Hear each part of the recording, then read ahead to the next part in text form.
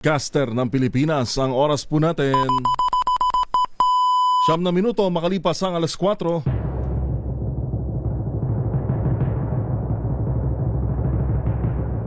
And the Golden Dove for Best Science and Technology Journalist goes to Angelo Palmones, DCRH. Ito na ang 28th KBP Golden Dove Awardee, Best Science and Technology Journalist, si Angelo Palmones sa Magandang Umaga, Pilipinas!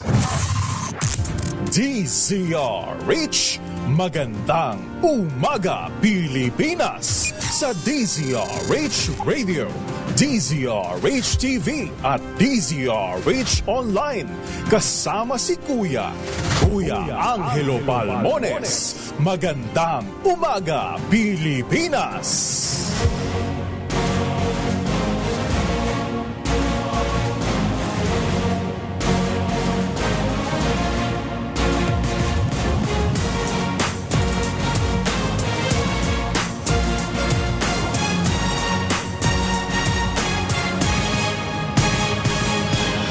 Magandang umaga Pilipinas, magandang umaga Luzon, Visayas at Mindanao. Tayo po'y araw na ng Miyerkules 24 sa buwan ng Disyembre 2025. Bisperas ng Pasko. Ngayon pong alas 4 Gs ng umaga sa ulo ng ating mga balita. Magandang Umaga, Pilipinas! Headline! Re-enacted budget inilutang habang nire-review ni Pangulong Bongbong Marcos at buong team ang panukalang budget sa susunod na taon. Computer files ni dating DPWH Undersecretary Maria Catalina Cabral isinuko na ng DPWH sa Ombudsman. Hirit na holiday furlough o pansamantalang paglaya ni Curly Discaya at ng BGC Boys tinabla ni Senator Ping Lacson. 2.5 milyong pasahero inaasahang dadagsa sa NAIA ngayong holiday season. Vice President Sara si Teves ang binisita sa Camp Bagong Diwa at hindi si Madriaga ayon sa DILG. At hanging amihan, bahagyang humina, easterlies magpapaulan sa malaking bahagi ng bansa. Muli yan po ang ating headline ngayong araw ng Miyerkules, December 24, 2025. Live na napapanood at napapakinggan mula po sa 666 kHz dito sa Metro at Mega Manila patungo sa 18 relay stations ng DZRH sa Luzon mula DZRH Lawag, DZRH Visayas at DZRH Mindanao. Sabay na rin po tayong napapanood via live streaming sa DZRH News Facebook page at DZRH News Television YouTube channel.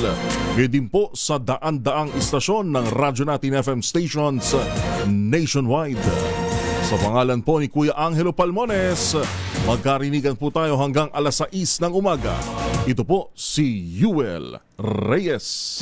Magandang Umaga, Pilipinas! Balita, bagong impormasyon. Kasama si Kuya Angelo Palmones. Magandang Umaga, Pilipinas! Ay, gising na ho, gising na! Bango na! Magandang Umaga, Pilipinas!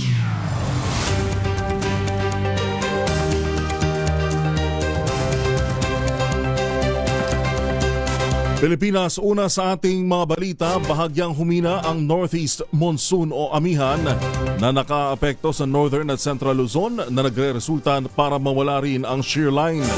Dahil dito tanging ang easterlies ang makaaapekto at magpapaulan sa malaking bahagi ng bansa. Partikular na apektado ng easterlies ang Bicol Region, Eastern Visayas, Quezon Province, Dinagat Islands at Surigao del Norte. Ang nasabing weather system din ang magpapaulan sa Metro Manila at ilang bahagi ng bansa. Samantala, 2 hanggang 8 bagyo ang inaasahang papasok sa bansa mula Enero hanggang Hunyo ng 2026. Sinabi ni Annalisa Solis ng Pag-asa sa ginanap na 191st Climate Forum, mula Enero hanggang Abril ay posibleng 0 hanggang 1 bagyo lamang ang papasok sa PAR. 1 hanggang 2 bagyo naman mula Mayo hanggang Hunyo. Magandang umaga! Magandang umaga, Pilipinas! Nagpaalala naman si Pangulong Ferdinand Marcos Jr. sa mga Pilipino na pangalagaan ang kanilang kalusugan at kaligtasan ngayong holiday season. Sa isang vlog na in-upload sa kanyang Facebook page, binalaan ng Pangulo ang publiko laban sa labis na pagkain tuwing Christmas gatherings. Ayon sa kanya, tumataas ang mga kaso ng atake sa puso tuwing Kapaskuhan dahil sa sobrang matatabang pagkain. Pinayuhan din ng Pangulo ang mga motorista na mag-ingat sa pagmamaneho lalo na ngayong holiday exodus. At hinikayat din ng publiko na gumamit na lamang ng torotot at iba pang pampaingay sa halip na magpaputok sa pagsalubong naman sa taong 2026. Magandang umaga! Magandang umaga, Pilipinas! Tinatayang aabot sa 2.5 milyong mga pasahero ang dadagsa sa Ninoy Aquino International Airport hanggang Enero 4. Mas mataas ito ng 5% sa naitalang passenger traffic noong nakaraang taon. Ayon sa NUNAIA Infracorp o NNIC, naiulat noong Sabado ang pinakamataas na single-day passenger volume sa buong kasaysayan ng paliparan na may kabuang bilang na nasa 171,000. Higit kalahati anya nito ay sa Terminal 3 na mayroong 70,000 mga pasahero. Sa kabila ng buhos sa mga biyahero, tiniyak ng pamunuan ng NNIC na nananatiling stable ang operasyon ng NAIA sa tulong na rin ng matinding koordinasyon sa mga ahensya ng pamahalaan at private sector stakeholders. Magandang umaga! Magandang umaga, Pilipinas! Sa kaugnay pa rin balita, naka-code white alert na ang lahat ng mga ospital sa bansa hanggang Enero 6 bilang paghahanda yan sa posibleng pagdami ng medical emergencies ngayong Pasko at pagsalubong sa bagong taon. Ito'y bilang pagtalima sa direktiba ni Health Secretary Teodoro Herbosa kasunod ng ginawa niyang pag-iinspeksyon sa National Kidney and Transplant Institute o NKTI at Philippine Heart Center o PHC. Ayon sa pamunuan ng naturang mga ospital, nananatili silang handa na i-accommodate lahat ng mga pasyente ngayong holiday season. Samantala, pinaalalahanan naman ni Herbosa ang mga motorista na iwasan ang pagmamaneho ng nakainom, lalo pat nakitaan ang pagtaas sa bilang ng road crash patients mula December 2024 hanggang January 2025. Sa datos ng DOH, higit 11,000 road crash patients ang dinala sa mga ospital sa nasabing panahon, kung saan nasa 1,170 sa mga ito ay bunsod naman ng pagmamaneho ng lasing. Magandang umaga! Magandang umaga, Pilipinas! Eto ho kahit ulit-ulitin natin to. Good news naman, pansamantalang aalisin ng San Miguel Corporation o SMC ang toll fees sa mga hawak nitong expressway sa Christmas at New Year's Eve. Sa kalaw nito ang Skyway System, NAIA Expressway, South Luzon Expressway, Star Tollway at Tarlac Pangasinan La Union Expressway o TPLEX. I-waive ng SMC ang toll fees sa mga nabanggit na expressway mula alas 10 ng gabi ng December 24 hanggang alas 6 ng umaga ng December 25 at mula alas 10 ng December 31 hanggang alas 6 ng umaga ng Enero 1. Inaasahang mabebenepisyohan nito ang mga motoristang bibiyahe sa mga nasabing oras para makahabol sa pagsalubong ng Pasko at Bagong Taon kasama ang kanilang mga pamilya. Siyempre, kasama na tayo dyan. Magandang umaga! Magandang umaga, Pilipinas! Nagpaalala naman ang Department of Health o DOH sa publiko na maging mabuti at sensitibo sa damdamin ng iba ngayong holiday season. Paliwanag ng ahensya, tumataas ang mga kaso ng depression na maaring mauwi sa suicide tuwing Pasko. Ayon kay Health Secretary Ted Herbosa, bagamat panahon ng kasiyahan ng Kapaskuhan, nagdudulot din ito ng matinding kalungkutan lalo na sa mga may pamilyang hindi magkakasama ngayong holidays dahil sa trabaho. Dagdag pa ni Herbosa, kabilang din sa mga nanganganib ang mga nawala ng trabaho, biktima ng sunog at mga nagduluksa sa pagpanaw ng kanilang mahal sa buhay. Panawagan ng DOH sa lahat ang pagpapakita ng malasakit at pag-unawa sa kapwa at ang pagbabahagi ng saya, kapayapaan at pag-asa ngayong Pasko. Binigyan din ni Herbosa na kasing halaga ng mga firework-related injuries at non-communicable diseases ang mental health issues na dapat nabantayan at tugunan. Kaya dapat maging sensitive tayo lalo sa mga family gatherings na matagal na nating hindi nakakasama yung mga kamag-anak natin. Tapos kung ano-anong sasabihin na maging sensitive tayo sa mararamdaman din ng ibang tao. Magandang umaga, Pilipinas! Alas 4:19 na ang ating oras. Babalikan natin ang ilang pa mga reports at balita sa loob at labas ng himpilan. Babasa rin tayo ng inyong pong mga mensahe. Bigyan daan natin ang inyong mga pagbati. Kung may gusto ho kayong batiin na inyong mga kamag-anak na nanonood ho ngayon na nasa malalayong lugar, naaabot ho ng ating broadcast, maaari nyo po yung i-comment sa ating Facebook at YouTube live streaming, gayon din sa ating text line. Maaari pa rin po kayo mag-text sa 0919-282-6485. Muli po ang ating text line 0919-282-6485. Bagong balita, bagong impormasyon. Kasama si Kuyang Angelo Palmones. Magandang umaga, Pilipinas! Alas 4:20.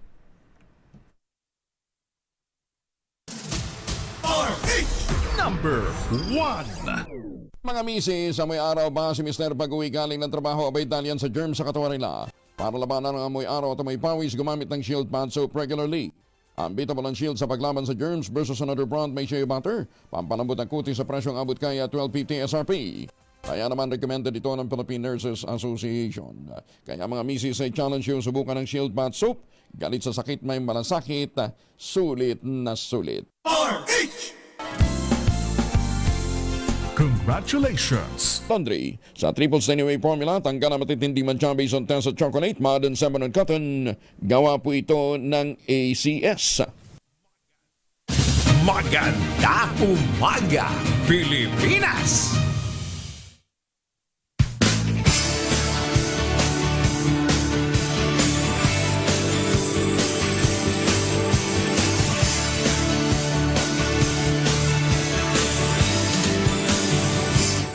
Nadarama ko na ang lamig ng hangin.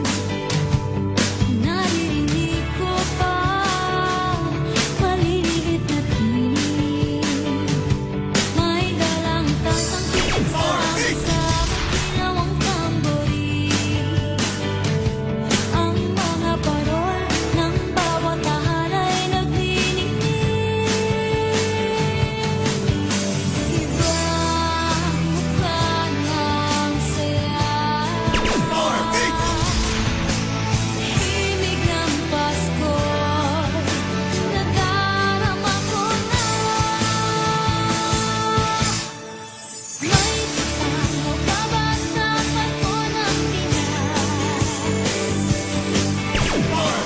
Ibang-iba talaga ang Pasko sa Pinas. Ibang-iba din ang traffic ngayon. Ang dami pa rin humahabol. Pero good morning ho, good morning, good morning. Padala na ho kayo ng inyong pong mga mensahe sa ating text line. Para ho sa ating, para sa mga naglo-load pa, no? 0919-282-6485. Muli po ang ating text line, 0919-282-6485. Pero patulong nga ako dito, paring Ray, at hindi naglo-load yung ating SMS. Pero unahin na natin basahin ang mga mensahe sa inyong Facebook at YouTube channel.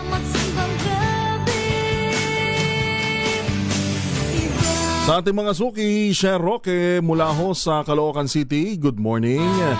Happy holidays po na pagbati kina Nelson Malinaw. Ngayon din kay Christine, oy si Kuya Angelo Palmones po ay nagpapalamig lang. Ayan. So, mga ganitong holiday season, mga bagong lumang mukha po muna ang inyong ang inyong pong matutunghayan dito ho sa DZRH. OJ Makapagal, good morning. Ganyan din kay Mario Ano Nuevo ng Antipolo City. Good morning po. Mapataw Calderon, Jerry Zone na imbag ng bigat mula sa Cagayan Valley. Happy holidays po sa inyo. Henry Dolohan ng Zambales. Good morning, good morning. Talaga Ganyan din kay Loida Ibanez Sacramento. Good morning po na nakatutok sa Santa Rosa sa Laguna. Benz Kamantige ng Imus Cavite. Good morning po. Bebot Marasigan Rubio. Happy holidays po sa inyo. Ganyan din sa buong pamilya ni Fred Palses na nakatutok sa Sydney, Australia. Lani Rehuso na nakatutok naman sa Kinapawad City, North Cotabato. Pasko ng Pinas. Alberto Perez ng dito lang sa Baclaran sa Parañaque City. Dati walang Na binabati ang kanyang asawa na si Shirley Perez. Happy holidays po sa inyo. pera. Basta tayo'y Jenny Garcia na o Garcia ng Lamut Ifugao. Don Joe Lipata, magandang umaga po dyan sa Northern Samar.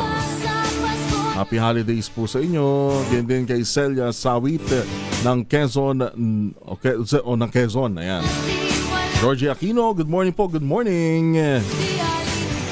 Kayo ho ba ay ready na mamaya sa Kami sa pagsalubong? ika talaga. Kanya-kanyang diskarte, no? At iba't iba man ng pamamaraan ng pagsalubong at paniniwala para ho sa mga nagdiriwang ng Pasko. Napakagandang ang napakagandang diwa ay ang mag-celebrate ng may gaan sa puso at na magkakasama ang buong pamilya. Nadarama ko Cavernillo Sianoza ng Silay City, Negros Occidental. Good morning po. Tessie Pendon, Santa Maria, Laguna. Ana Dumao ng Eastwood Residence Rodriguez, Montalban, Rizal. Good morning po sa inyo. Ngayon din kay Antonio Carrasco, Arnold Reyes. ang ginawang tambori. May mensahe dito, I am a Caviteño and half Bisayan, sir. Ako, parehas tayo, sir. Mahalay na Tayo ho ay ang magulang ay sa Dumaguete City, ang City of Gentle People. ang saya. Kaya lang hindi ako marunong mag-straight ng Bisaya, ano. Pasko Pero tama ba, maayong buntag, ano, dyan ho sa mga nakikinig sa atin. Meron ho tayong, may mga istasyon tayo na napapakinggan ho, naabot ang broadcast natin dyan po sa Cebu at gayon din sa Negros Oriental. liganyahan na di walang Kape-kape na. Uy, paring Mon Samson ng Manila Bulletin. Long time no hear. Yan din kay Willie Sumog-uy ng Patnongon Antique.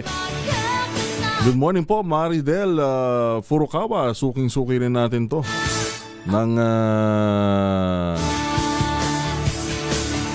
Magandang umaga, Pilipinas. Magandang umaga po muli ang aming pagbati at happy holidays, happy Merry Christmas sa mga nagdiriwang ho ng Pasko. na nag-aalala. Ang buong pamilya ay magkakasama sa paggawa ng Christmas tree. Ayun na ang barkada, ikaw ay niyayaya para At ngayong araw nga po ay tuloy-tuloy pa rin ang libreng sakay ng Department of Transportation. At ang second to the last na ho ito, ano ho, dahil bukas, December 25, ay para naman sa lahat ng mga pasahero. darama ko na. Kaya para sa mga buong pamilya, mga nanay, tatay, kasama ho ang kanilang mga anak, o di kaya naman magbabarkada, o magkakatrabaho na gustong gumala ngayong Pasko, ang libreng sakay ho ng DOTR, bukas ay para sa lahat ng pasahero. At ngayong araw naman, December 24, ay partikular ho na libre sa uniform personnel o yun hong mga Ang Pasko bagong bayani natin na kasundaluhan, mga kapulisan, miyembro ng Philippine Coast Guard, gayon din mga security guard at gayon din ang mga veterano kasama po ang kanilang mga pamilya. Kailangan lamang ho na para sa mga uniform personnel ay ipresenta ang kanilang ahensya at ang ID. Ano ho, para naman sa mga veterans, at ang kanilang pamilya ay ganun din ho. Kailangan din ng valid ID na nagpapatunay na kayo po ay veterano. Ang kaligaya. Kaya samantalahin ho natin ito para sa ating lahat ho ito. Handog sa atin ng Department of Transportation. Walang Secretary Banoy Lopez, good morning!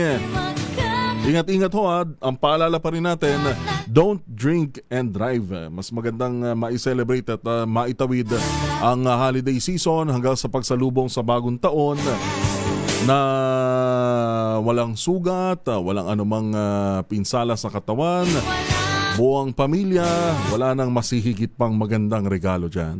walang pera. Basta't tayo'y magkakasama. Ibang-iba talaga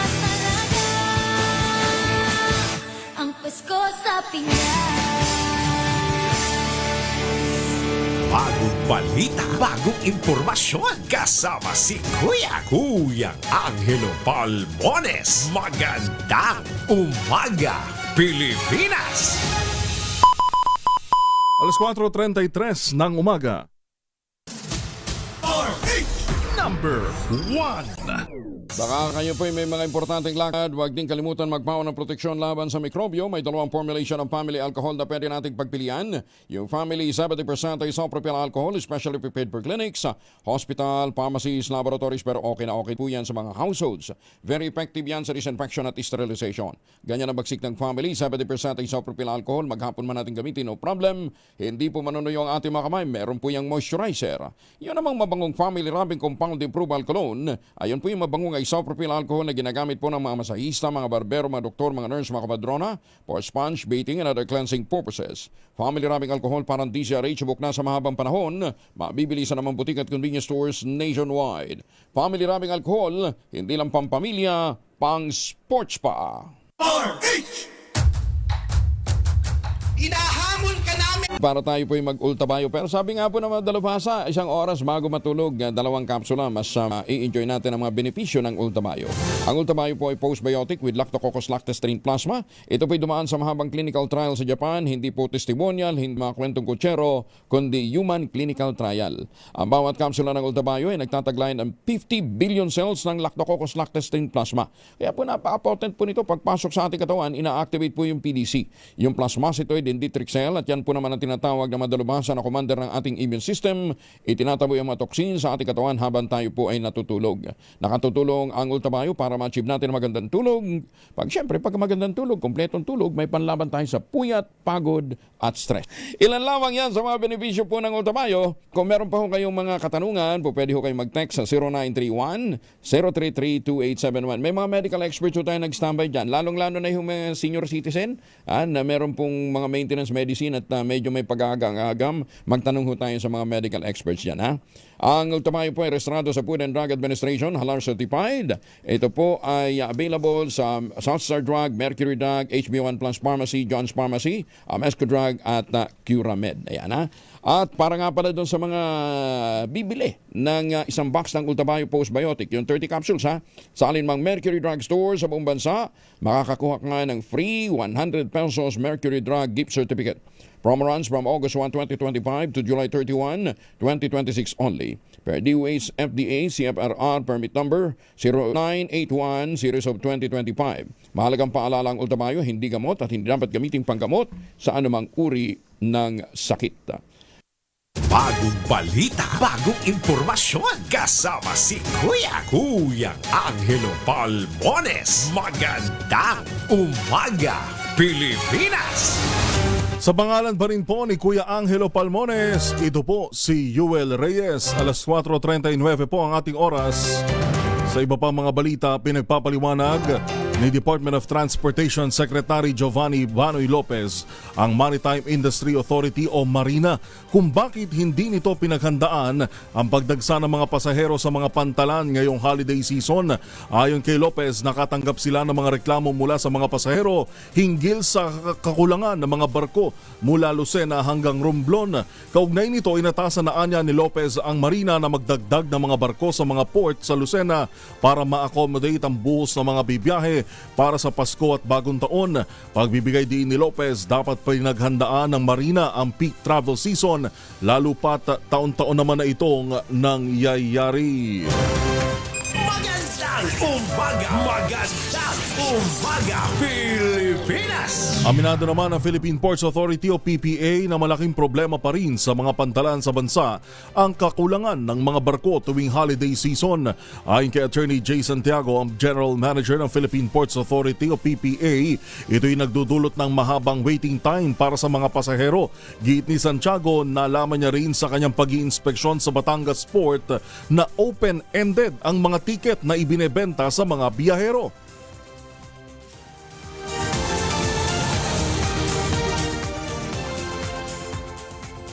Hindi ko din po maintindihan kasi kung bakit at yan po ay tatalakayin ko po sa Maritime Industry Authority, no? At yan po ay pagbibigay alam din natin kay Secretary Banoy Lopez.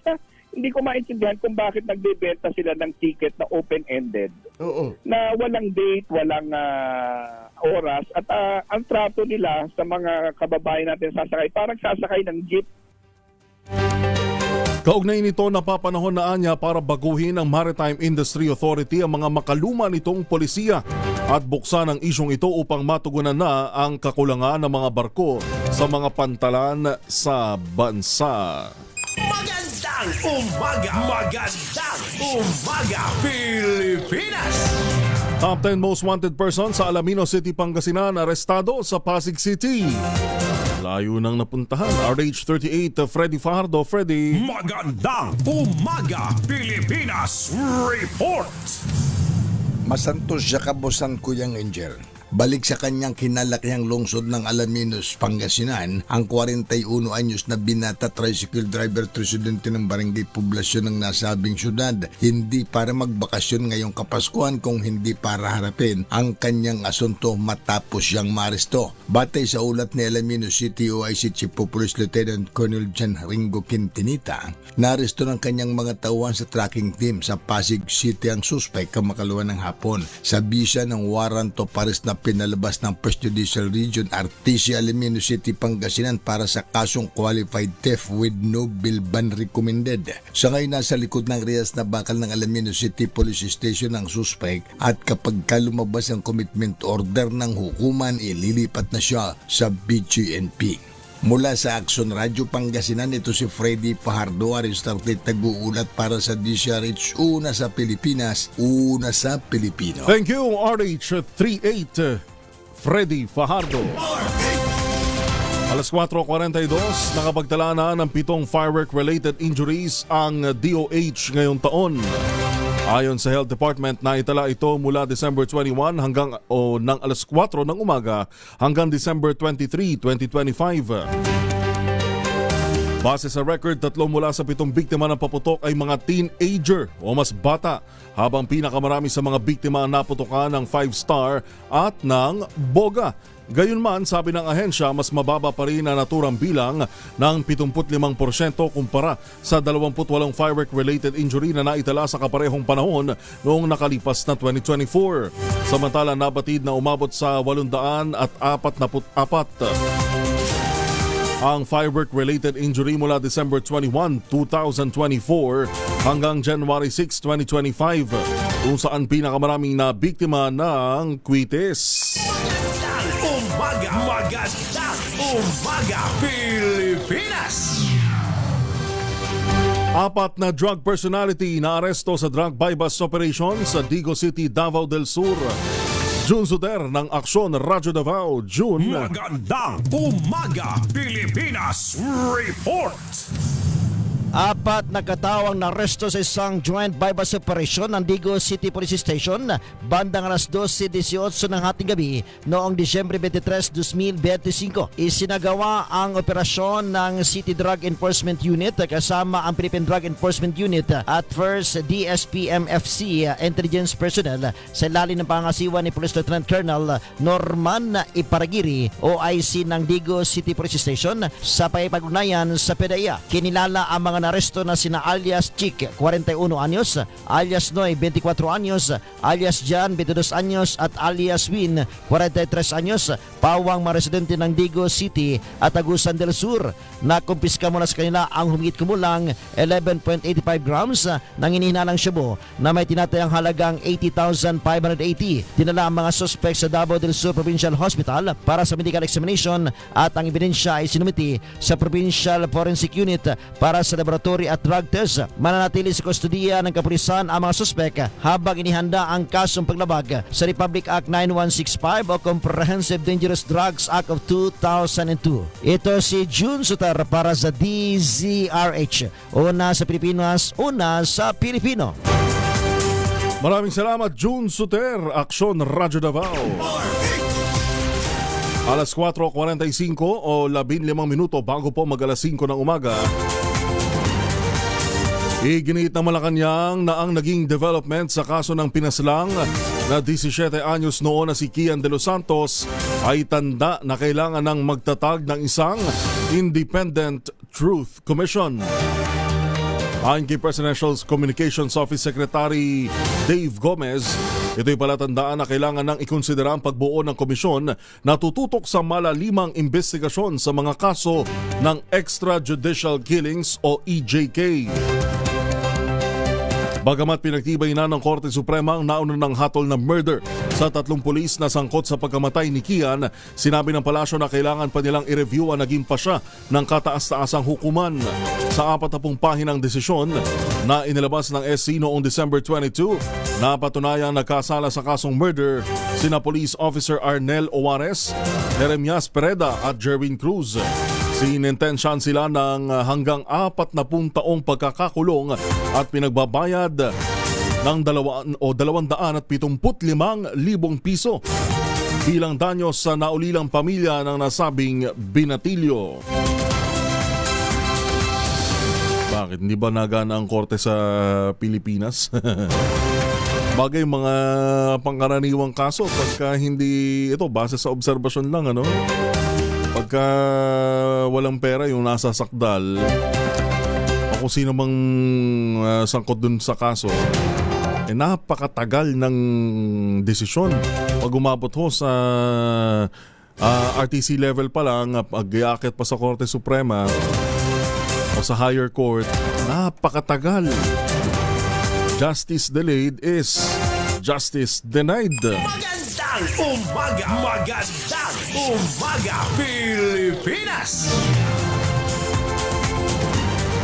Mga otoridad sa Katarman, Northern Samar, PNP katuwang ang Bureau of Fire Protection nagsimula ng mag-inspeksyon sa mga designated firecracker zone ngayong Kapaskuhan.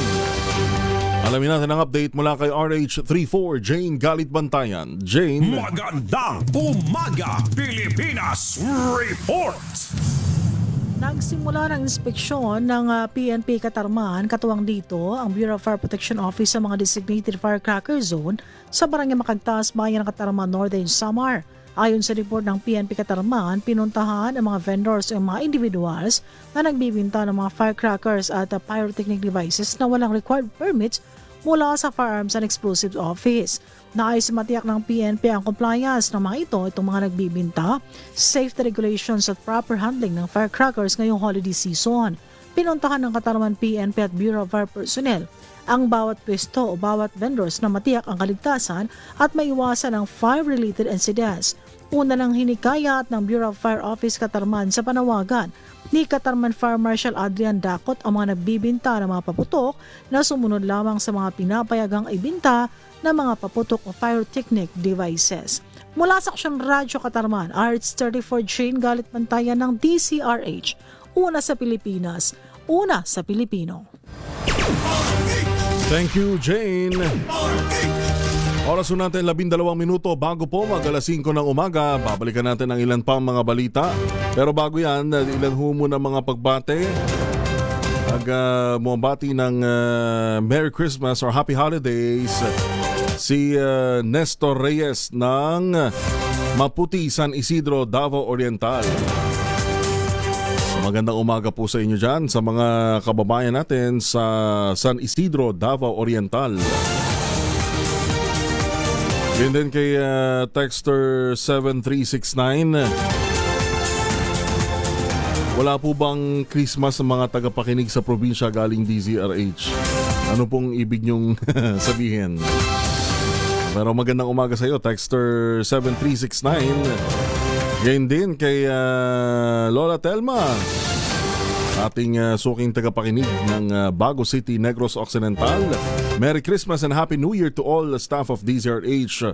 May God bless you all always.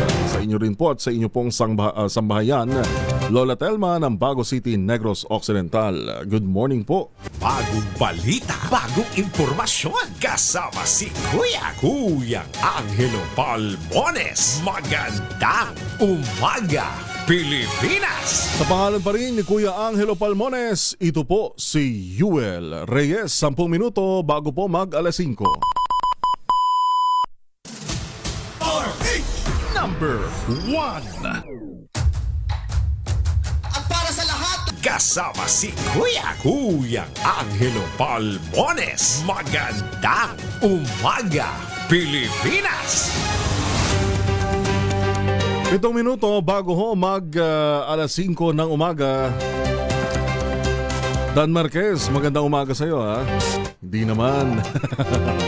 Hey Chocolate Queen, ano hong lagay niyo po ang inyo pong pangalan ha, kasi ang nababasa lang natin dito ay ang inyo pong username. Pero ang pagbati niya ng Merry Christmas sa kanya at sa kanyang asawa na si Captain Don. Morning po. Antonio Carrasco, Arnold Reyes, good morning. Mananatili sa Senate detention ngayong Kapaskuhan ang contractor na si Curly Discaya at ang sinibak ng mga DPWH engineers na sina Henry Alcantara, Bryce Hernandez at JP Mendoza. Ito'y matapos tanggihan ang kanilang kahilingan para sa Christmas furlough. Ayon kay Senate President Pro Tempore Panfilo Ping Lacson, inirekomenda niyang ibasura ang kahilingan dahil sa banta sa seguridad. Kasunod dito na naging pahayag ni na Ombudsman Boying Remulla at Pangulong Bongbong Marcos na inaasahang ilalabas na ang warrant of arrest laban sa kanila bago magpasko. Dagdag ni Lacson na mas mataas ang panganib ng pagtakas kung papayagan ang pansamantala nilang paglaya. Gayunpaman, pinayagan ang mga detinado o sinadiskaya na dumalo sa misa sa loob ng Senado at tumanggap ng bisita mula sa pamilya, ngunit mahigpit na ipinagbabawal ang paglabas sa kustodiya ng Senado. Kung sina Curly Discaya at ang BGC Boys ay sa loob magpapasko, ito rin, magpapasko at magbabagong taon na mag-isa at walang kapiling si dating Pangulong Rodrigo Duterte. Kasunod dito ng ipinatupad na patakaran ng International Criminal Court o ICC na nagbabawal sa bisita sa holidays.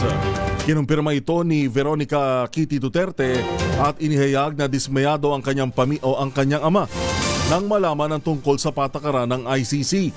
Gayunman, nangakoan niya siya sa dating Pangulo na kahit hindi sila makakasama o magkakasama sa Pasko at Bagong Taon, ay magse-celebrate niya sila sa labas ng ICC Detention Facility. Tumating sa The Hague, Netherlands ang bunsong anak ni dating Pangulong Digong noon pang December 19 para bisitahin ang kanyang ama at ang dating Pangulo. Magandang umaga, Pilipinas! Lalaki na sospek sa pananaksak sa isang hotel dahilan ng pagkamatay ng kanyang karelasyon na guro, nadakip ng Tacloban PNP. Detalye ng balita RH32, Jimmy Angay-Angay. Jimmy. Gusto ng Tacloban City Police Office ang sospek sa pananaksak dahilan ng agarang pagkamatay ng dalaga sa isang hotel sa siyudad ng Tacloban. Ito ang sinabi ng Tacloban City Police Office Station 1 Cebu Police Major Kent Rivas. Ayon kay Major Rivas, kinilala ang sospek na si Jerry Katapal Malkis. Nasa 80 taong gulang, residente Barangay Muhontan, Awan, Leyte. Ang biktima na kilala kay alias Ana Isangguro, residente Barangay Lima, Pastrana, Leyte. Nangyari ang insidente sa New Inn Hotel nang mag-check-in ang biktima at sospek nagkaroon ng mainit na pagtatalo. Naging dahilan pananaksak hanggang sa mamatay ang biktima. Nahuli naman ang sospek kahapon ng hapon sa barangay Muhontan, Awan, Leyte. Kasong morde sinampa na ng kapulisan laban sa sospek sa Tacloban City Prosecutor's Office. Sinabi naman ng sospek na siya ay nakakonsensya kaya sumukon lang siya sa kapulisan. Nagawa niya ang krimen sapagkat may utang ang biktima na 60,000 pesos na kulang pambayad sa kanya. Nag-aaway na sila ng kaniyang asawa dahil ang pera na kaniyang napanaluhan sa Swartres ay para sa pagpapaayos sana ng kanilang bahay. Nakilala niya ang biktima at nagkaroon ng relasyon sa pamamagitan ng Facebook. Mula dito sa DYVL Action Radyo Tacloban, ito si R32 Jimmy Angay-Angay para sa DZRH. Una sa Pilipinas, una sa Pilipino. Thank you, Jimmy. Samantala, Bureau of Fisheries and Aquatic Resources tiniyak na red tide free ang Central Luzon. RH25, Grace Ansano. Grace, good morning. Well, good morning. Naglabas ang Bureau of Fisheries and Aquatic Resources o BIFAR ng Shellfish Bulletin number 26 dated December 23 o kahapon. Nagligtas sa anumang banta ng red tide toxic ang mga bahagi ng karagatan sa Central Luzon base sa ginawa nilang mga pag-aaral at pag-monitor. Ibig sabihin, ligtas na kainin ang mga nahuhuling shellfish sa karagatan ng Pampanga, Bataan, Bulacan at Zambales. Ang naging ganitong pag-aaral ay dulot nga ng magpositibo naman sa red tide ang Dumaguilas Bay sa Zamboanga del Sur at Tantanang Bay sa Zamboanga, Sibugay at maging ang Matarinaw Bay sa Eastern Samar. Batay nga sa Shellfish Bulletin ng BIFAR, kahapon December 23 ay kanilang pinag-iingat ang karamihan na bawal kainin, ibenta at bilhin ang anumang shellfish na nahuhuli sa naturang mga karagatan. Grace, bago ka magpaalam, kamusta naman ang presyohan ng gulay diyan sa Central Luzon? Wala naman nasasayang.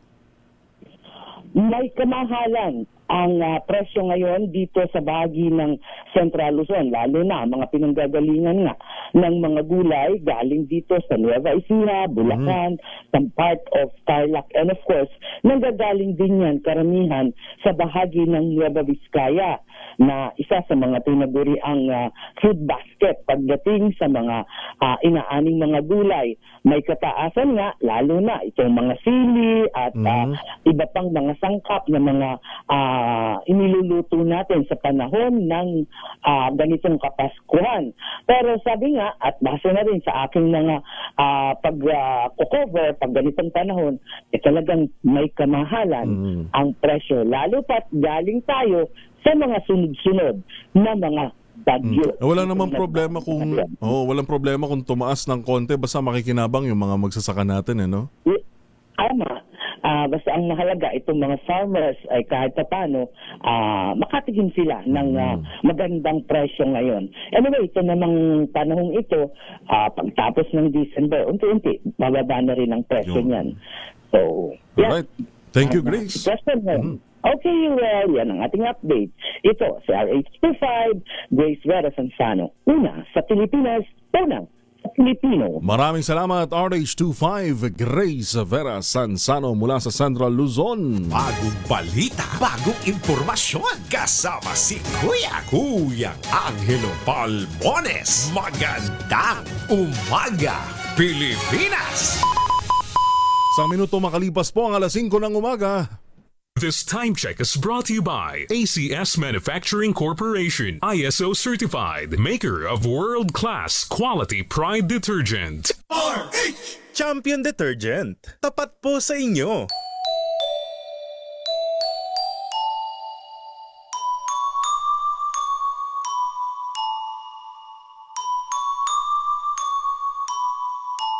Bayang napuno ng trahedya, bayang ninakawan ng pag-asa, saan pa ba papunta? Ngayong Kapaskuhan, magsilbi tayong pag-asa ng bawat isa. Sa mundong puno ng kadiliman, magsilbi tayong mitya ng liwanag at pag-asa ng iba. Gaya ng pag-asang hatid sa atin ng sanggol na isinilang sa sabsaban, na isinilang para tubusin ang ating mga kasalanan. Pagbabagong hatid ng bagong taon naway maging tulay ng ating tuluyan at totoong pagbangon. Dahil ang DZRH, una sa Pilipinas, una sa Pilipino, saan ka man sa mundo, tayo Pilipino.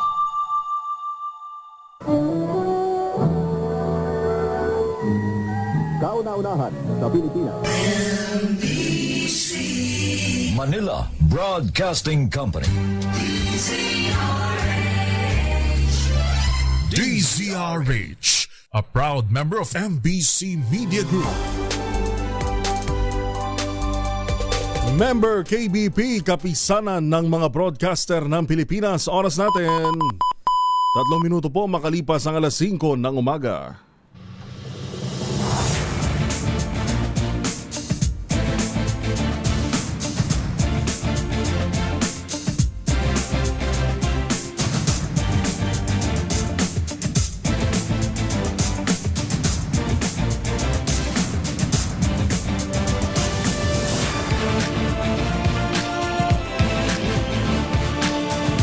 Patuloy pa rin ang ating mga balita dito po sa Magandang Umaga Pilipinas sa Bisperas ng Pasko, 24 sa buwan ng Disyembre 2025. Balikan natin ang ating headlines. Re-enacted budget inilutang habang inire-review ito ni Pangulong Bongbong Marcos at binuong team. Cabral Files isinuko na ng DPWH sa Ombudsman. Hirit na pansamantalang paglaya ng kontraktor na si Curly Discaya at BGC Boys ngayong holiday season, tinabla ng liderato ng Senado. 2.5 milyong pasahero inaasahan dadagsa sa NAIA ngayong Kapaskuhan. DILG kinumpirma na bumisita si VP Sara sa Camp Bagong Diwa. Pero hindi si Madriaga ang binisita. Amihan bagyang humina, easterlies patuloy na magpapaulan sa malaking bahagi ng bansa. Yan po ang ulo ng ating mga balita ngayong 24 ng buwan ng Disyembre 2025. Mga balitang ating patuloy na sinusubaybayan at developments lalo ho sa may kinalaman pa rin sa flood control scandal at 2026 national budget. Sa pangalan pa rin po ni Kuya Angel, ito po si Yuel Reyes.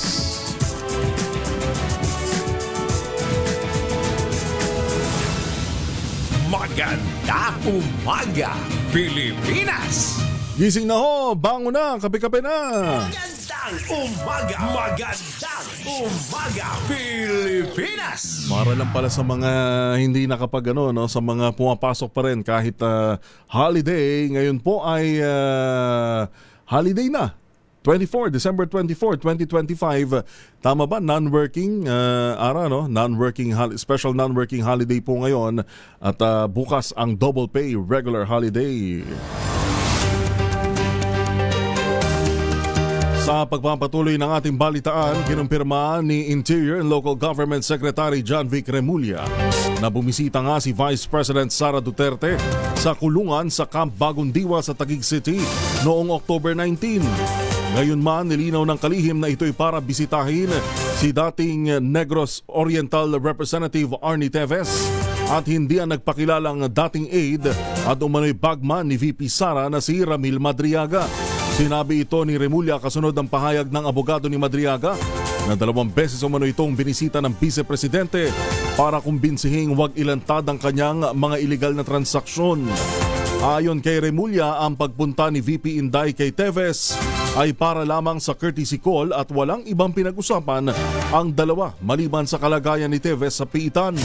Git ng kalihim, may nakabantay na warden na mag-usap ang dalawa at may CCTV footage din na magpapatunay sa naturang pagbisita. Magandang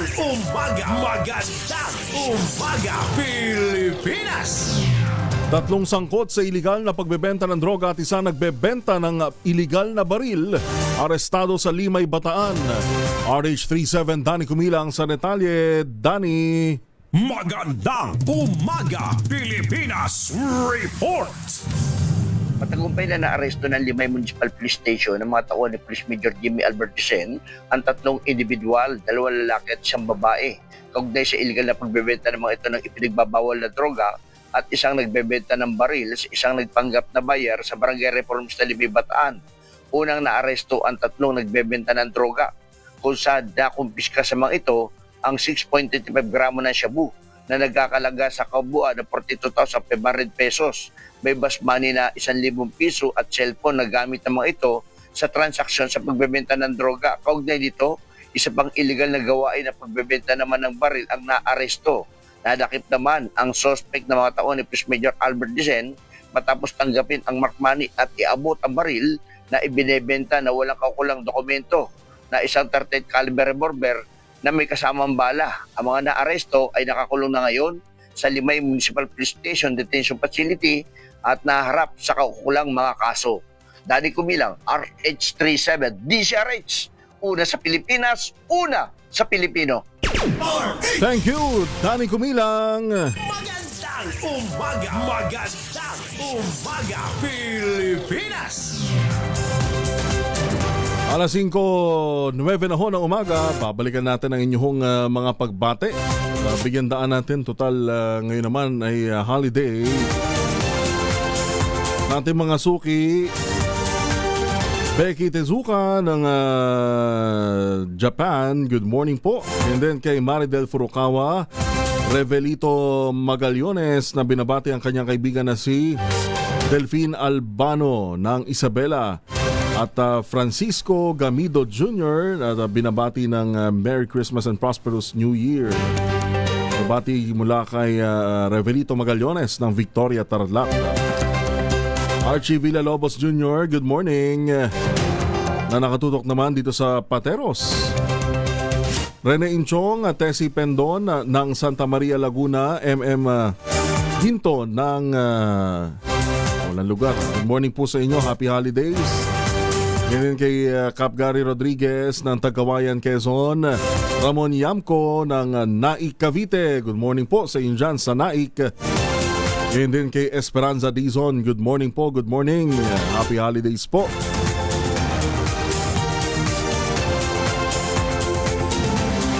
Jose Meramirez ng Calamba, Laguna. Dan Marquez, mga nabati natin kanina, good morning po sa inyo. Alas 5 Gs ang ating oras. Inihayag ni Interior Secretary John Vic Remulla na nagpapatayo ng bahay na may 5 palapag na basement sa loob ng eksklusibong Forbes Park sa Makati City. Si dating Ako Bicol Party List Representative Zaldico. Ayon kay Remulla, pinaniniwala ang gagamitin na naturang bahay bilang imbaka ng malaking halaga ng pera. Dagdag nito, natuklasan ng mga otoridad ng ipinatatayong bahay sa pamamagitan ng investigasyon at mga dokumentong isinumite sa Village Association. Bagamat karaniwang para sa parking ang basement, lumalabas sa impormasyon ng gobyerno na balak umano itong gamitin bilang taguan ng pera. Idinagdag ng kalihim na ang basement ay waterproof, isang disenyo na maaaring magprotekta sa laman nito sakaling may sunog. Anya, mahirap panatilihin ang 5 antas na basement kung walang espesyal na gamit. Kaya pinaniniwala ang cash storage ang tunay na pakay dito upang hindi na maglagak pa sa bangko na mas madaling mabibisto. Nahinto ang konstruksyon ng bahay matapos masangkot siko sa mga maanomalyang flood control projects. Sinabi rin ni Remulla na kabilang ang nasabing ari-arian sa mga isa sa ilalim sa civil forfeiture ng gobyerno. Kaugnay niyan, itinanggi ng kampo ni dating Ako Bicol Party List Representative Zaldico na may bilyon pisong Bitcoin at may 5-story basement ang dating kongresista sa itinatayong bahay nito sa Forbes Park. Ayon sa abogado ni Ko na si Attorney Roy Rondain, walang katotohanan na naturang mga alegasyon ni DILG Secretary John Vic Remulla laban sa dating kongresista. Git ni Rondain na dapat pangalanan ni Remulla kung sino ang kanyang source sa nasabing mga impormasyon dahil wala niyang anumang gusali o construction plans na sumusuporta sa kanyang akusasyon. Bagaman kinumpirma ng abogado na may bahay siko sa Forbes Park, nilinaw nitong split-type basement lamang para sa mga sasakyan ang mayroon sa nasabing property. Kasabay nito, hinamon din ni Rondain si Remulla na kunin ang lahat ng Bitcoin sa ilalim ng pangalan ni Ko, oras na may makita nga ang kalihim. Magandang umaga! Magandang umaga, Pilipinas!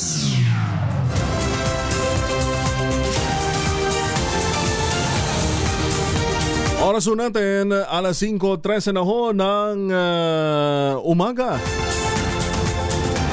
Magtanong nga muna tayo sa Bureau of Fire Protection sa kanila hong mga paghahanda ngayong ilang araw na lang. Kulang isang linggo na lang ho ay sasalubong na tayo sa taong 2026. Kamusta nga ba? Ano ang paghahanda ng BFP? Gayon din ang mga major fire-related incidents ngayon pong 2025. Nasa linya na natin si Fire Superintendent Anthony Arroyo, ang hepe ng Public Information Service at tagapagsalita ng BFP. Superintendent Anthony Arroyo, sir, magandang umaga po. Si Yuel Reyes po ito sa DZRH. Sir, good morning. Yes sir, magandang umaga rin po sa UL at gayon din sa lahat ng mga tagapakinig ng magandang umaga, Pilipinas. Opo, at unahin na natin sir, kamustahin po natin ang preparasyon po, paghahanda ng BFP sa Salubong 2026? Ay tama po, ang aming isang ginawang hakbang ay patungkol dun sa Oplan paalala nga na iwas paputok ay tinaas na namin ang from blue alert ay naka red alert na kami ngayon. Full alert na po, code red. No? Code red ang tawag namin dyan simula kahapon hanggang Enero 2 at maasahan ninyo ang aming walang kapid na serbisyo, mahigit 3,000 mahigit na fire trucks, mahigit na 500 ambulances at mga rescue vehicles at maasahan nyo ang more than 30,000 strongmen and women from the DFT na naka-assign sa operation.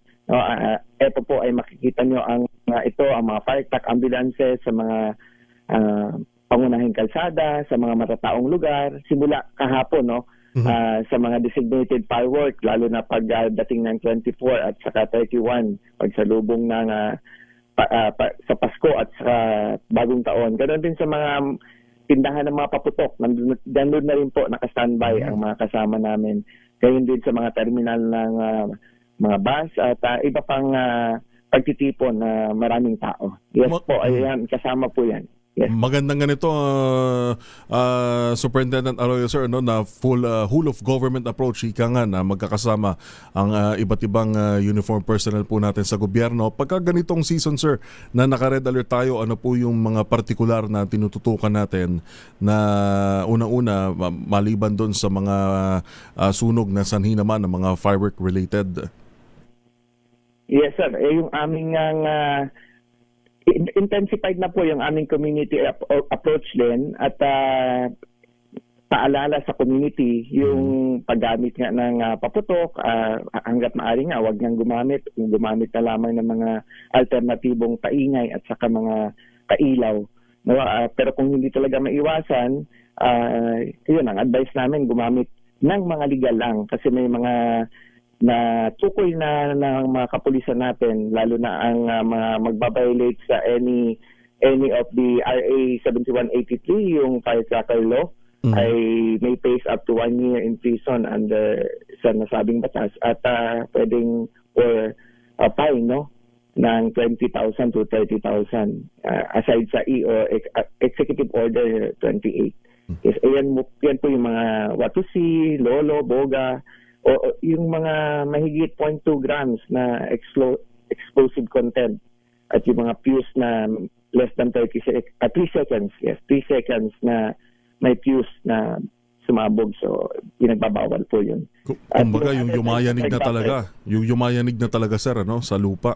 Yes po. May 0.2 lang po ang pwede below, 0.2 grams.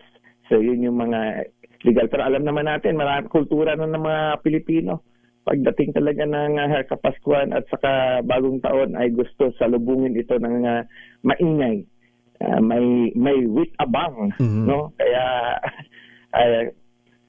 ang kagandahan din, nabanggit ko kanina, whole of government approach nga, kaya may mga LGU rin tayo na talagang may political will na ayaw nila or totally ban ang firecrackers sa kanilang lugar. Nagde-designate lang sila ng mga area kung saan pwede, pero halos sa pyrotechnics na lang. No, yung manood na lang yung mga nila constituent. Opo. So far, sir, meron na po ba tayong naitatala na firework related na sunog naman sa monitoring po natin sa BFP? So sa monitoring natin, although non-conclusive, meron na tayong natalang 17 na firework and pyrotechnics related for this year. Compared yan sa last year, ibig sabihin po, mula January 1 ng 2024 hanggang January 31 ng 2024 ay total of 39. Compared sa taong ito, no, ang monitoring natin sir mula sa January 1 din ng taong ito, pero up to date, no? So 17 lang. So pero non-conclusive nga kasi sasalubungin pa natin yung talagang peak of holiday season, remaining days of this month. Yes po. Opo, bali sa period po na ito, doon sa nabanggit nyo, tama sir, no, 17, anong area po ito yung pinakamarami po natin? Nationwide na to sir, parang ang pinakahuli ko Pandang 4A ang huli at may na-injured nga doon na isa, no? So wala lang ako specific dito na detail, pero I believe kung hindi ako nagkakamali nasa somewhere sa Calabarzon area po. Opo. Bakit daw sir yung mga sunog ngayon madalas may nagbubuwis ng buhay? Ito naman, fire cases na sa kabilang banda po ito, no? Yung mga sunog daw po ngayon 2025, mas marami ba ngayong taon compare nito pong at nung nakaraan taon? At least dahil po ngayon ay kulang-kulang 1 linggo na lang ay matatapos na ang taon. So maaari na po ba tayo sir makapag-conclude na mas marami yung naitala nating sunog this year kumpara last year? Kung ang sunog ang pag-usapan, ang last year po ay nasa 21,970 total. 21,970. Yes po. Opo. At ang naulat na namatay nung last year ay nasa 1,311. Dami-dami. Yes po. Sa civilian po yan, ha? Sa civilian. O, kasi meron din po sa amin. May 2 kami na namatay sa firefighting operation last year. Opo. Compared sa ngayon, merong totoo yung sa datos yung sa balita nga ninyo na nakuha, no? Ang structural bahagyang tumaas from 21,970 ay nasa running na non-conclusive pa siya kasi meron pa ang remaining days ay nasa 22,308 as of yesterday. No, may 2% increase na. 22,308 ang namatay po dahil sa sunog ay teka lang sir, sorry. Opo. Go ahead sir. Opo. Ang fatalities, injury pala yon, ang 1,311 na banggit ko. At anong nabanggit ko kanina sir? 373 ba? Opo, nasa ganun sir. Sige po. Opo, ang sa fatality sa last year ay 373 compared sa ngayon ay 495 na civilians po ito. Yes po, 33% increase. 373 again at last year 495. At saka sa kapwa naming or kasama naming bombero, 2 last year, wala naman sa ngayon. At sa civilian naman ay yun po 473 495. At sa injury, yun yung ko kanina na nagkamali ako, ay injury pala yun. From 1,311 ay meron ng 1,855 na injured civilian. Yes po, from the all fire incident transpired nationwide. Opo, anong factor nito sir? Anong pangunahing, ano po yung nakikita ninyong trend dito na pangunahing sanhi ng sunog ngayong taon? Bahagyan tumaas, dahil po ba to sa mga faulty wiring o mga napabayaan? Yes, exactly, tama, nabanggit ko yan. 22% ang pagtaas diyan. dahil sa electrical causes, andyan na yung, although not faulty wiring kasi general term, at bilang active member rin po ng IIEE, no, yung sama ng mga electrical engineer, ay isolated case ang faulty wiring. Kaya ang tamang term dyan, yung kung ano talaga ang specific cause ng electrical causes. Halimbawa, overheated, short circuit, o di kaya yung nasunog na kable ng wire, o di kaya halimbawa yung mga appliance naman ang uminit at nag-cause ng sunog, o di kaya yung mga plancha halimbawa na naiwan na nakasaksak. So yan po ang mga category ng electrical causes. So yan po ang talagang pinakamataas namin, nasa 9,650 dahil dyan, no? Increase of 22%. Kaya yan po ang bibigyan namin diin ng paalala this year, kasi based sa data namin, ano ang kakulangan na dapat magkaroon ng karagdagang kaalaman ang ating mga komunidad pagdating diyan sa pag-iwas sa sunog. No? Mas maganda kasi iwasan ang sunog. Kung talagang hindi maiwasan, maayos din na may sapat na kaalaman naman paano labanan ito. Lalo ngayon, Sir Anthony Arroyo, no, na maraming nagbabakasyon, maraming nagpupunta sa malalayong lugar, baka mawala sa isip natin na may mga naiwan palang mga nakasaksak. Kaya ano po bang paalala ng BFP sa atin mga kababayan para maiwasan ang sunog at maitawid natin ng ligtas ito pong pagsalubong natin sa 2026? Yes po, yan po yung paalala namin. Kung talagang aalis ng bahay at talagang tatagal, i-unplug po lahat ng mga appliance at saka kagamitan natin na pang-hindi kuryente. Or kung pwede, wala naman ang rep, pwede i-unplug na or i-turn off na yung or i-main switch, no? Tanggalin na ay ibaba muna ang circuit breaker or main switch. Opo. So, maliban, go ahead, sir. Yes po. Sige, sir. Apo. Sir, balikan ko lang itong electric causes natin. Maliban po dito sa electric cause, ano pa po yung mga sumunod dito? At least top 3 or top 5 po natin na mga major causes ng sunog ngayon 2025 para partikular, mapaalalahanan yung mga kababayan ho natin na eto na yon, wag na natin sundan, wag na natin dagdagan pa yung bilang na yan. Yes, sir.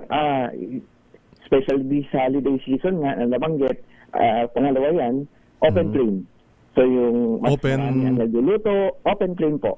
Open flame. Opo. So kung ano mga open flame na yan, pero kadalasan yan yung naiiwan na nagluluto, o di kaya habang nagluluto ay kumalat yung apoy. Lalo na this holiday season, mas marami ang naghahanda ng mga pagkain. So, pero bumaba siya ng 25% from 7,644 last year. Pero pangalawa pa rin hanggang this year na nasa 5,761. So, open flame po. So, mag-ingat rin sa pagluluto. Kung minsan unattended cooking, o di kaya ang based on our data, dahil naman sa mga LPG na nag-open flame, yung mga leak na LPG, yung kuminsan yung ang tawag namin doon ay yung parang super kalanda yon. Oo, kasi galaw ng galaw habang nagluluto, tapos isa lang yung mekanismo, kumbaga tangke na maliit, tapos meron ng burner sa taas. So nagagalaw siya compared sa yung other talagang LPG na 11.5 kilograms, nahiwala yung burner niya. Oo, may hose na pwedeng... May hose or may pipe. Pero yung ganong klase ng mga LPG ay, siyempre, habang nagluluto, nagagalaw. So may tendency siyang mag-leak. At yun, na nagiging cause ng sunog. At madalas ginagamit yun halos sa loob lang ng kwarto, hindi talaga sa kusina, sa loob ng parang isang maliit na kwarto na converted na sa kusina at sa lahat-lahat. No? So yun yung mga madalas. So ang gusto kong iparating doon ay hindi properly ventilated yung area.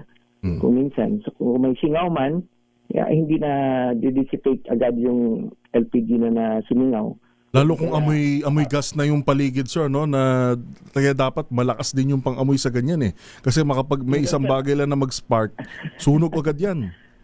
Actually po, ang LPG nga ay odorless yan. Pero nilalagyan yan, mandatory requirements yan. Nalagyan ng mercaptan, ito yung masangsang na amoy. Parang natin egg nga, para ma-detect natin. So kung tama po, kung naamoy natin yan, huwag nang mag-introduce ng another triangle of fire. So meron na tayong presence of fuel, yung LPG na highly volatile yun. Kumbaga talagang nag-multiply 270 times sa ere kung from liquid. Kasi liquefied petroleum gas. Ibig sabihin, ang laman ng tangke ay liquid. Pero pag nag-expose na siya dahil may leak, ay nasa atmosphere na siya at nag-multiply siya ng 270 times. So pag ganun po, andyan na yung fuel sa surrounding, lalo na kung confined, any spark might trigger an explosion. So ano yung mga spark na pwede doon? Switch ng ilaw, nag-on ng electric fan, o di kaya may katabi doon sa kusina yung rice cooker na nag-automatic off-on. No? So any kahit open flame, halimbawa sa katabi may nagluluto rin pala ng another burner. So pwedeng parang mitya lang yung apoy, pero dahil ang LPG rin ay mas mabigat sa hangin, so twice ang bigat niya, nandun siya sa babang area, no? So may tendency talaga na pwedeng ma-confine ang LPG. So once na-confine yan, hindi siya properly ventilated, yan yung explosion. Yun na. Bihira po ang tangke na sumasabog yung tangke, yung mismong tangke, kundi yung leak lang. Yung leak. No, sumasabog lang yung tangking yan kung halimbawa naiwan yan sa loob ng bahay. Habang nasusunog na yung bahay, naiwan yung tangke, nainitan ng gusto yung tangke, that's the only time na sumasabog yung tangke. Pero yung kadalasang pagsabog po yung leak, no? Leak na LPG. Panghuli na lang, sir, yung butane, safe bang gumamit nun? Yung portable lang na maliliit na sikat ngayon na ginagamit sa mga sangyup, no? Yung butane na maliit lang, isusuksok mo lang doon sa maliit na stove. Safe ba yun? Possible bang pagmulan din yun ng sunog? Yes po. Basta any product naman na pag pinahintulutan ng DTI natin na kung halimbawa gawa yan dito sa bansa natin na may PS sticker or pasado sa product standard, yan po ay okay naman. O di kaya yung any kagamitan na galing sa abroad, so may tatak ICC, no, ay okay yan sa DTI. So ang amin dyan, binabantayan lang namin talaga kung safe naman ang paggamit. So far naman, safe naman siya, basta yung lihitimong mga ganyan, no, available sa market na talagang pinapahintulutan ng ating kasamahan sa DTI. So far, may mga instances na nagiging dahilan siya ng sunog, pero more on yung yung halimbawa, nagkaroon ng unnecessary na leakage doon sa butane. O di kaya, based on our cases, naka-on na. Kumbaga, matagal na siyang tuloy-tuloy na nakalabas yung butane, pero wala pang introduction of ignition or fire. Yun pala, marami na yung na-accumulate na presence of butane sa atmosphere. So hindi na malayan. Inon ulit. So yun yung kuminsan na biglang parang small explosion, pero pwedeng masunog yung mukha, yung buhok. Delikado pa rin. Opo. Yes po. Anong tulad ng LPG na ginagamit natin. Kaya yun. Pag naamoy talaga, na masangsang, naamoy, presence of ethyl mercaptan, talagang i-ano muna natin, properly ventilate natin. Alright. Na ma-dissipate na ang nasabing presence of highly flammable na gas or Opo. liquid. Yes, sir. Superintendent Anthony Arroyo, sir, maraming salamat po sa nabulabog namin kayo ngayong ganito po kaaga at mapaalalahanan na ating kababayan. No problem, sir. At alam naman namin kayo po ay ang katuwang namin sa pagpapalaganap ng aming adikain. Maraming salamat din po. Makakaasa po kayo, sir. Maraming salamat po at ingat sa mga kawani natin sa BFP na naka-duty at sasaklolo ngayong holiday season. Good morning, sir. Yes, sir. Good morning, Sir Yuel. At mabuhay tayo. At maging ligtas ang ating pagsalubong sa Pasko or ang ating Kapaskuhan at gayon din ang bagong taon. Maraming salamat, sir. Fire Superintendent Anthony Arroyo, ang spokesperson ng Bureau of Fire Protection. Maganda umaga, Pilipinas! Ready na ba kayong tandaan ang ating word of the day para manalo ka ng Deezer H Mini Component? Eto na! Ang atin pong word of the day ay decorum. Ang word of the day natin ay decorum at ang Malacash agent si Sherwin Alfaro ay nag-iikot po dyan sa FB Harrison, Pasay City. Kaya lakasan nyo na po ang inyong radyo. Baka kayo na mahuli ni Sherwin Alfaro para sa ating Pasko Panalo kasama ang Pride Detergent sa FB Harrison, Pasay City. Maganda umaga, Pilipinas! Alas 5:33 ng umaga.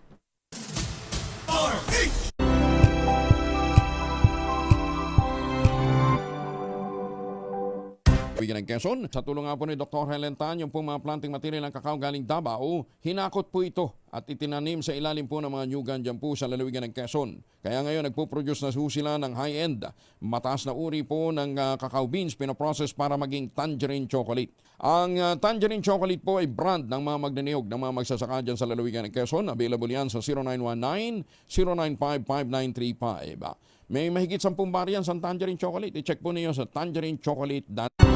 Sabi nga po ni Dr. Helen Tan, sino bang magmamalasakit sa Pilipino kundi ang kapwa Pilipino?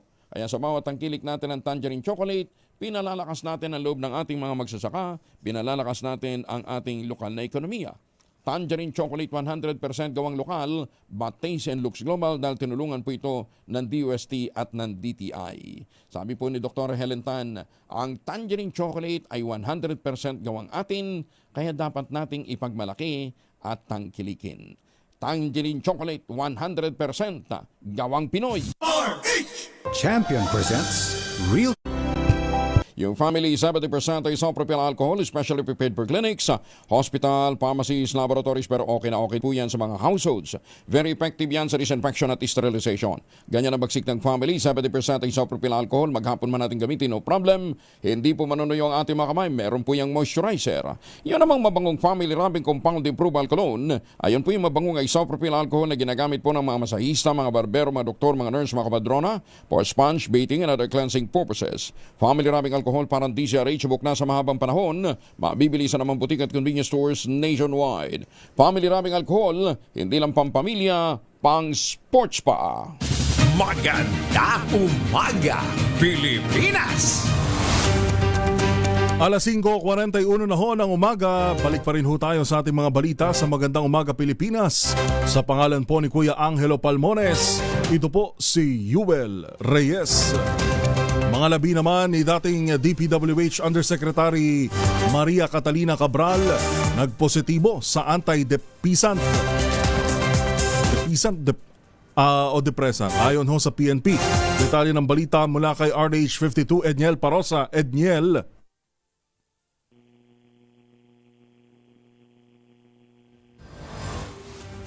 Go ahead, Edniel.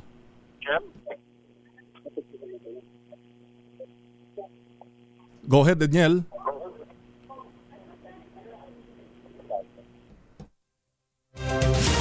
Hihit ng konti, Edniel. Hihit ng konti. At papasukin muna natin ang ating winner dyan sa FB Harrison, Pasay City.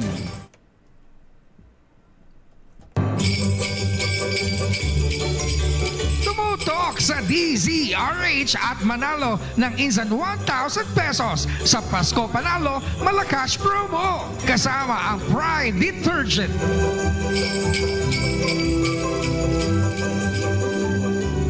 Sherwin Alfaro, good morning. Yes, magandang umaga, Yuel. Dito nga sa... Hello?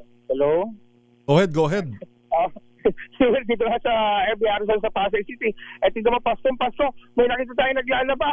Ang aga-aga. May magandang umaga. Umaga rin, no. Naglalaba ka? Opo. Pasko. Opo. Ano gamit mong sabon? Pride po. Pride. Sa Pride mo? Wala nang pinapin ko na kasi sa silang na maliit eh. Dahil lubos sa Pride mo. Ubus na. Bibili ka. Huwag ka nang bumili. Ito, bibigyan ka namin ng napakalaki, pulang-pula, pinakamabango, pinakamabago na Pride with fabric conditioner, Korean Strawberry Bloom detergent powder with stain-away formula para sa iya, nanay. Merry Christmas! Thank you po. Diba? At pasali pa ako dito sa Pasali ka pa. Tignan mo, napasali ka pa sa bibigyan ng premyo ngayong umaga. Hindi mo, naglalaba ka lang. Ayan, tignan mo naman mga kapitbahay natin dito sa FBR sa Pasay. Tignan mo naman na abalang-abala kahit magpapasko na. Eto, so para sa mga abalang-abala ngayong umaga, pangalan mo? Ayra po. Ayra? Dantil. Palagi kang nakikinig sa DZRH? Opo. Sino pinakikinggan mo sa DZRH? Sir Angelo po. Angelo Palmones, dahil tuwing umaga makikinig ka kay Angelo Palmones, magkaka 1,000 pesos ka. Yan, para sa yan. Magandang umaga at Merry Christmas. Maraming salamat po. At nako, hindi mo pa yata nababanggit yung ating Word of the day. Decorum. Yun. Isa pa. Decorum. Decorum ang ating word of the day dahil dyan meron kang DZRH mini component at syempre meron ka pang DZRH t-shirt at ang siksik-liglig kumaapaw na pang Noche Buena at Medja Noche basket ng DZRH at syempre meron ka rin ang pinakamalaki, pinakamapula, ang pinakabago, ang pinakamabango Pride with fabric conditioner, Korean Strawberry Bloom detergent powder with stain-away formula. 2 kilo yan, magiging Koreana ka na. Ano nangyayari sa ito? Ito mga... Nabibigla si ate. Opo. Salamat. Christmas po. Salamat po. Happy holidays po sa inyo. Ano mo, pinalakpakan siya ng mga kapitbahay niya rito dahil sa kagandahan niya. Biro mo, wala pa, hindi pa namamas po, nagka-aginaldo na. Tinatakip yung dito sa mukha po. Natutulala na nasa starstruck sa'yo, Sherwin. Na-starstruck yung mga tao sa kanya. Magiging Koreana ka na kasi. Mga kapitbahay natin, Dahil sa Pride detergent, ayan. Makikiaginaldo yan sa kanya mamaya, magpapaalmusal na yan. Alright. Thank you po. Maraming salamat po. Salamat po. Is manalo ng 1,000 pesos sa akin tumutok sa DZRH. Baka na susunod natin sa DZRH Pasko Panalo promo kasama ang Pride detergent. Aris number 6, Sherwin Bata Alfaro DZRH. Una sa Pilipinas, una sa Pilipino. Maganda umaga, Pilipinas! Maraming salamat, Sherwin Alfaro. Alas 5:45. Iyog ng mga magsasaka dyan po sa lalawigan ng Quezon. Sa tulong nga po ni Dr. Helen Tan, yung po mga planting material ng kakao galing Davao, hinakot po ito at itinanim sa ilalim po ng mga nyugan dyan po sa lalawigan ng Quezon. Kaya ngayon nagpo-produce na sila ng high-end, mataas na uri po ng cacao beans pinaprocess para maging tangerine chocolate. Ang tangerine chocolate po ay brand ng mga magniniyog ng mga magsasaka dyan sa lalawigan ng Quezon. Available yan sa 0919-095-5935. May mahigit 10 variants ang tangerine chocolate. I-check po niyo sa tangerinechocolate.ph. Ang sabi nga po ni Dr. Helen Tan, sino bang magmamalasakit sa Pilipino kundi ang kapwa Pilipino? Kaya sa bawat tangkilik natin ng tangerine chocolate, pinalalakas natin ang loob ng ating mga magsasaka, pinalalakas natin ang ating lokal na ekonomiya. Tangerine chocolate 100% gawang lokal, but taste and looks global dahil tinulungan po ito ng DOST at ng DTI. Sabi po ni Dr. Helen Tan, ang tangerine chocolate ay 100% gawang atin, kaya dapat nating ipagmalaki at tangkilikin. Tangerine chocolate 100% gawang Pinoy. Nananakit na ba ang inyong mga kasukasuan, nagkaka-wrinkles, humihina ang kalamnan? Aba, epekto ho yan ng pagtanda, Ipinakikilala po ang Ultaplex, isang health drink mula po sa lumikha ng Ultabio backed by Japanese technology. Ang Ultaplex ay meron pong HCG complex, yung hydrolyzed marine collagen para sa skin at joints, yung HMB, pampalakas po ng muscles, yung glucosa green, para naman sa ginhawa ng kasukasuan. Available po ang Ultaplex in coffee with stevia o dili kaya powdered drink mix. Kayang bawiin ang galaw, sigla at ganda with proper diet and exercise. Hanapin po ito ito sa Shopee, Lazada at ultabayo.shop. Ang Ultraplex ay hindi gamot at hindi dapat gamitin paggamot sa anumang uri ng sakit. If symptoms persist, consult your doctor. Maganda umaga, Pilipinas! 7 minuto na o 7 minuto na lang bago ho mag-alas 6 ng umaga. Balikan natin si Edniel Parosa, mga labi ni dating Undersecretary Maria Catalina Cabral, nagpositibo sa antidepressant ayon sa PNP. RH52, Edniel Parosa. Edniel. Yuel, nagpositibo nga sa antidepressant drug ang mga labi ni dating Public Works Undersecretary Maria Catalina Cabral. Yan ay batay sa initial laboratory report na inilabas ng Philippine National Police, partikular sa Cordillera Administrative Region. Sinasabing toxicology report, lumilitaw na gumamit ng gamot na citalopram si Cabral na nakitang walang buhay sa bahagi ng Cannon Road sa Tubal, Benguet. Maliban dito, wala namang terminal disease si Cabral base sa resulta ng kanyang histopathological exam. Nagmatch din ang kanyang fingerprint sa paunang pagsiyasap. Nauna rito, kinumpirma ni Acting PNP Chief Police Lieutenant General Jose Melencio Nartatis Jr. na may narecover na hindi lamang kutsilyo kundi mga gamot sa kwarto ng hotel na tinuluyan ni Cabral. Wala naman ditong nakitang suicide note bagamat una nang inihayag ng DLGF ng PNP na patungo sa anggulong suicide ang lahat ng nakakalap na ebidensya hanggang sa mga oras na ito. Ako naman si Edniel Parosa, nag-uulat para sa DZRH. Una sa Pilipinas, una sa Pilipino. Thank you, Edniel Parosa. Samantala, maring nakaipon ng hanggang 20 bilyong pisong ill-gotten wealth si dating DPWH Undersecretary Cabral mula sa maanomalyang flood control at iba pang infra projects. Ayon kay Interior Secretary John Vic Remulla, ibinatay niya ang kanyang pagtaya sa halos 9 na taong panunungkulan ni Cabral bilang DPWH Undersecretary for Planning.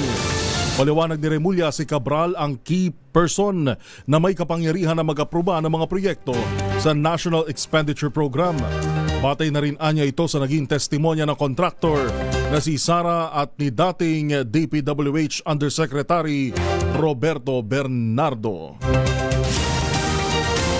4 na minuto bago mag-alas 6, driver at may-ari ng isang Ford Ranger na naghagi sa bisikleta ng kanyang nakagitgitan, pinagpapaliwanag ng LTO. RH5, Val Gonzales, Val.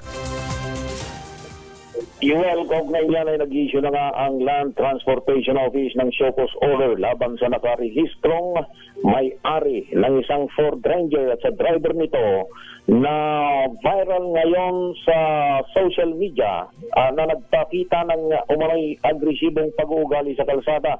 Batay sa investigasyon na nakuha ng LTO, nakita sa video na viral ngayon sa social media ang driver ng Ford Ranger na may plakang pagmamay-ari pa ng gobyerno na kumilos ng marahas at sinadyang ihagi sa isang bisikleta habang nasa pampublikong kalsada sa barangay Paliwa, Subanto, Bulacan. Maturang insidente ay nagdulot ng panganib sa kaligtasan ng iba pang mga motorista at publiko na may tuturing na paglabag sa umiiral na mga batas at regulasyon sa trapiko.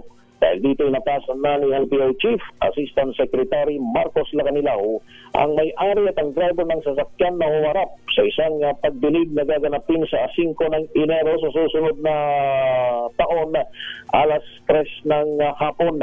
Inobliga rin silang magsumite ng paliwanag kung bakit hindi sila dapat papanagutin sa mga kasong administratibo katulad na gaya ng reckless driving at improper person to operate a motor vehicle. Habang sinasagawa investigasyon, ang nasabing Ford Ranger ay pansamantalang inilagay sa alarma habang ang lisensya ng driver ay sinailalim na ng LTO sa 10 araw na preventive suspension. Ako si Val Gonzales, DZRH, una sa Pilipinas, una sa Pilipinas. Thank you, RH5, Val Gonzales. Magandang umaga, Pilipinas! Balitang showbiz na tayo. 51st MMFF entries bibida na sa mga sinehan simula bukas. Alamin natin ang update mula kay Tita Gorgie Rula. Tita Gorgie, good morning. Sa December 25 na magsisimula ang 51st Metro Manila Film Festival na kung saan ay 8 pelikulang lokal ang mapapanood sa lahat ng mga sinihan. Ngayon pa lamang ay hinuhulaan na ng karamihang mangunguna na naman sa takilya ang entry ni Vice Ganda kasama si Nadine Lustre, itong pelikula nilang Call Me Mother. Pero pagdating sa awards night o gabi ng parangal ay mukhang maglalaban daw ang 3 drama na Anne Mary, I'm Perfect at ang Bar Boys After School. Hinuhulaan na ngayon kung mapupunta ba kay Angelica Panganiban ang Best Actress Trophy dahil sa magaling niyang performance sa pelikulang Anne Mary. Pagdating naman sa Best Actor ay labanan daw ito ni Zanjo Marudo, Carlo Aquino, Piolo Pascual at baka si Vice Ganda, pati ang person with Down syndrome na si Earl Amaba sa pelikulang I'm Perfect. May laban din daw ang lead actress dito na may Down syndrome din na si Crystal Go, pero mas pinuri si Angelica dahil nagampanan daw niya ang maayos ang role nito ng isang babaeng gusto nang hiwalayan ang kanyang asawa kaya nag-file ito ng annulment. Malayong malayo raw ito sa kanyang estado ngayon na masaya siya sa kanyang buhay mag-asawa. Narito pa ang karagdagang pahayag ni Angelica Panganiban. Of course, hindi naman kailangan kung ano yung nangyayari sa totoong buhay. Yun lang din yung gagawin mo, di ba? Kailangan din natin lumabas sa kahon para mas ma-explore natin yung mga kapasidad natin bilang actress. Iyan ang pahayag ng Angelica Panganiban. Kaya abangan natin sa December 27 itong gabi ng parangal na gaganapin sa Dusit Hotel dahil ang lungsod na ng Makati ang city host ng ngayong taong MMFF. Gorgie Rula po nag-uulat mula sa showbiz ng DZRH, una sa Pilipinas, una sa Pilipino. Thank you, Tita Gorgie Rula. Bar Boys After School. After many long years yan, ha? Yan na po ang mga balitang itinampok sa DZRH. Magandang umaga, Pilipinas. Sa pangalan po ni Kuya Angelo Palmones at ng buong pwersa ng DZRH News at ang ating mga nakasama sa DZRH News Center. Ito po si Yuel Reyes, mamayang alas 12 ulit ng tanghali para naman sa MBC TV Network News. Susunod na ang programang ACS at ang 2x2 kasama si Katunying Anthony Taberna. Oras natin alas 6 ng umaga. This time check is brought to you by ACS Manufacturing Corporation, ISO certified, maker of world-class quality Pride detergent. Number 1.